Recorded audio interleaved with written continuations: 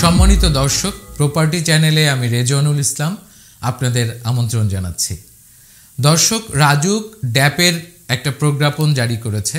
সেখানে বলা হয়েছে যে যেখানে ঘনত্ব বেশি, জনসংখ্যা বেশি, সেখানে বাসার পরিমাণটা কমিয়ে দেওয়ার জন্য, মানুষের ঘনবসতিটাকে আর বাড়তে না দেওয়ার জন্য সেখানে ফাড়টাকে কমিয়ে দেওয়া হয়েছে। তার মানে সেখানে আর হাই রাইজ বিল্ডিং হবে না, অথবা উঁচুতলা বিল্ডিংটার উপরে একটা রেস্ট্রিকশন এসছে।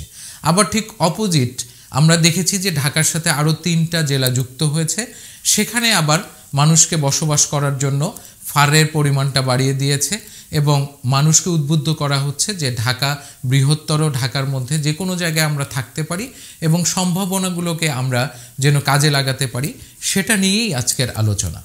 আমাদের অনেকের ধারণা যে আমাদের সুযোগ কমে এসছে। আমি বলতে চাচ্ছি আমাদের ইনভেস্ট করার সুযোগ বেড়েছে। আমরা এখন নতুন কিছু জায়গা খুঁজে পাচ্ছি, যে জায়গাগুলোতে আমরা কম্পেয়ার করার সুযোগ পাচ্ছি যে আমি এখানে করব নাকি আরেকটা জায়গায় করব। যেমন ধরেন, আপনি যদি মোহাম্মদপুরের কথা চিন্তা করেন তাহলে আপনার জন্য বসিলা চলে এসছে। বসিলা কিন্তু ড্যাপের মধ্যে এসছে এবং রাজুক এখন প্ল্যান পাস করছে। আপনি যদি সাভারের দিকে যান তাহলে সাভার কিন্তু এখন রাজুকের যে ড্যাপ এর এরিয়ার মধ্যে চলে এসছে।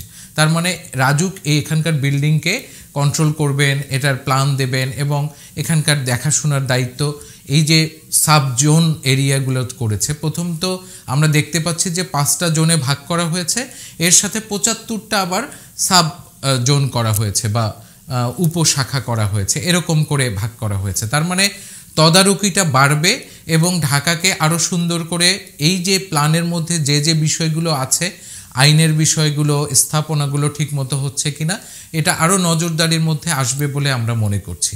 তাহলে যারা আমরা ইনভেস্ট করছি তাদেরও কিন্তু দৃষ্টিভঙ্গিটা চেঞ্জ করতে হবে।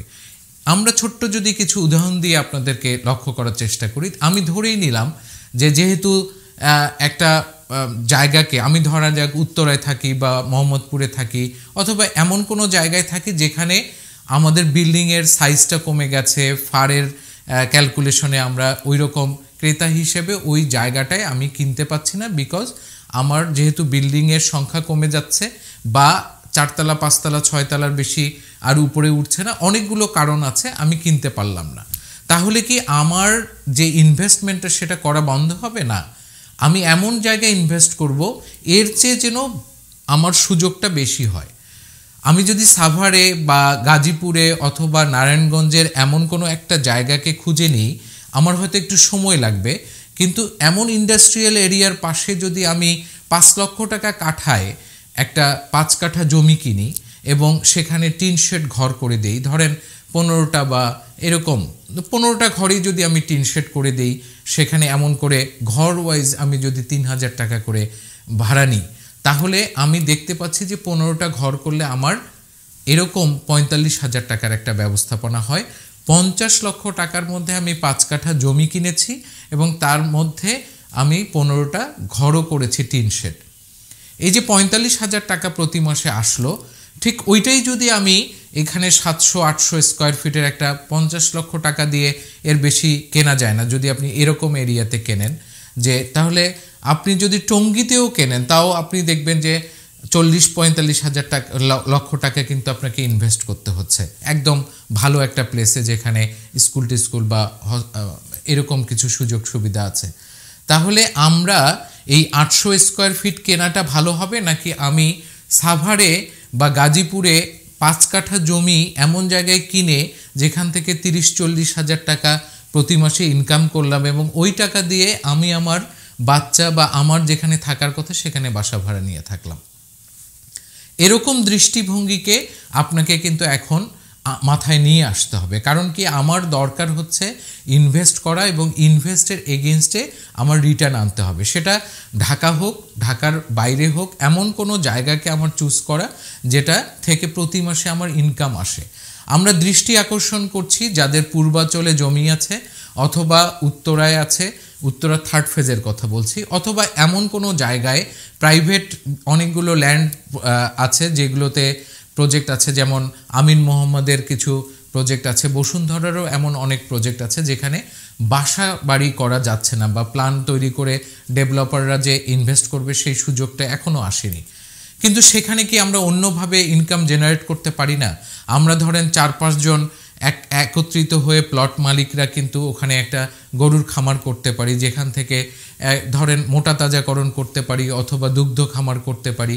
এখন তো 100 টাকা পার লিটার দুধের লিটার যদি আপনি দেখেন, তাহলে আপনি ঢাকার কাছাকাছি যদি থাকেন, বাণিজ্যিকভাবেও কিন্তু এই যে দুধের যে চাহিদাটা, একটা পিওর দুধকে যদি আমরা বাজারজাত করতে পারি, তাহলে সেখান থেকে কিন্তু এক ধরনের একটা ইনকাম জেনারেট করা সম্ভব।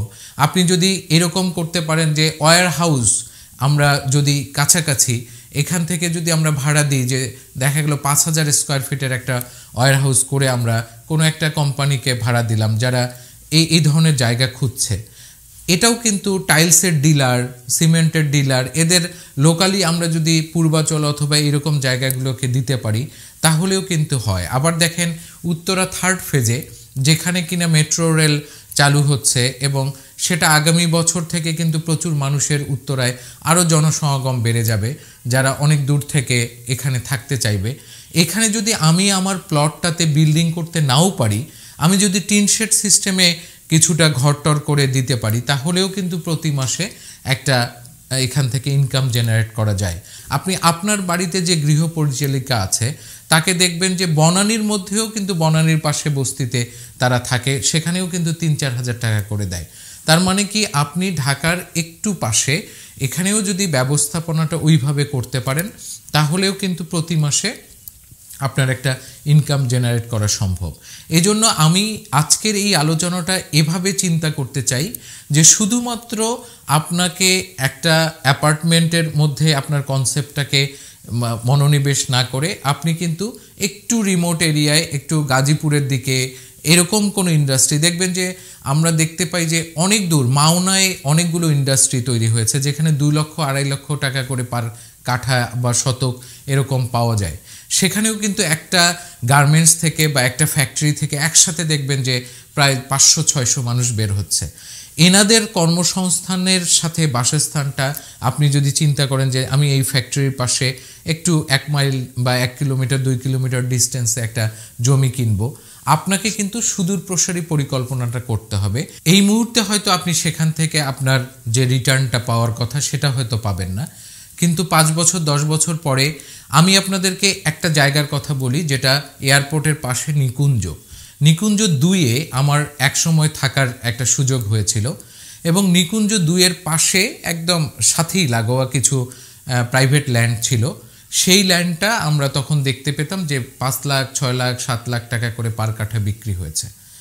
এই তো জলাধার বা এখানে পানি জমতো, আমার নিজের দেখা 10-15 বছর আগেও এখানে মানুষ আসলে ওইভাবে চিন্তা করেনি। একদম এয়ারপোর্টের পাশে, আপনি ময়মনসিংহ একটা হাইওয়ে রোডের পাশে, আমরা ওইভাবে খেয়াল করিনি যে এই জায়গাটা এখন প্রায় 70-80 লক্ষ টাকা করে পার কাঠা এই মুহূর্তে এটার মূল্য। তাহলে আমরা এই চিন্তাটা যদি এভাবে করি যে আজকে আমার যে পুঁজিটা আছে সেটাই আমি কোনো একটা জমিতে বিনিয়োগ করে ফেলি, যেটা এই মুহূর্তে আমাকে রিটার্ন দেবে।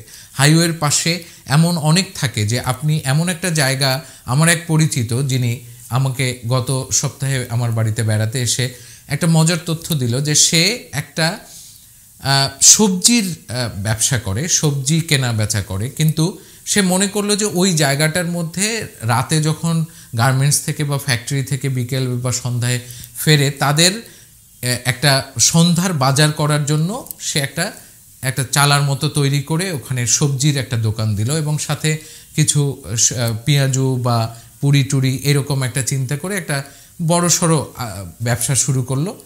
এটা ডেইলি তাকে 1000 টাকা করে রিটার্ন দেয়। শুধু শাক এবং বিকালের সন্ধ্যার একটা নাস্তার ব্যবস্থা করে 1000 টাকা করে সে প্রতিদিন ইনকাম করতে পারে। নেট ইনকাম তার 1000 টাকা। এটা কি ভাবা যায়? ঢাকা শহরে একটা মানুষ সারাদিন কাজ করে যে টাকাটা ইনকাম করে তার পরিশ্রমটা কি পরিমাণ হয়, যারা ঢাকা শহরে থাকে এবং 500-700 টাকা ইনকাম করে সে বলতে পারবে।